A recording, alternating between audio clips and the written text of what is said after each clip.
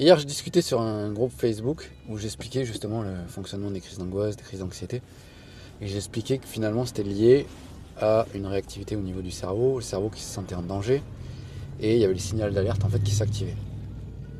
Et j'expliquais que la meilleure solution pour se libérer des crises d'angoisse, et je parle bien de libérer, pas de s'apaiser, c'était justement le retour aux sensations, le retour au corps, aller observer le mal-être, etc. Et il y avait une personne qui me disait mais vous pouvez pas être aussi réducteur, il y a des choses qui sont prouvées scientifiquement, que réduire la libération des crises d'angoisse à juste une observation des sensations, c'est pas possible. Il y a par exemple les TCC qui existent, la thérapie d'exposition, et c'est des méthodes qui ont été prouvées scientifiquement.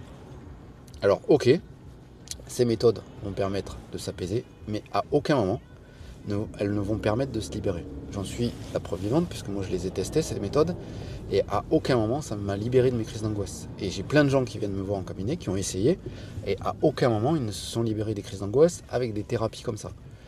Donc j'ai juste envie de vous poser la question aujourd'hui, est-ce que vous avez envie de continuer des thérapies qui vous permettent de vous apaiser ou est-ce qu'à un moment vous avez vraiment envie de tester autre chose pour enfin vous libérer définitivement? C'était juste la remarque que j'ai envie de vous faire aujourd'hui. Je vous souhaite une bonne journée et puis je vous dis à bientôt.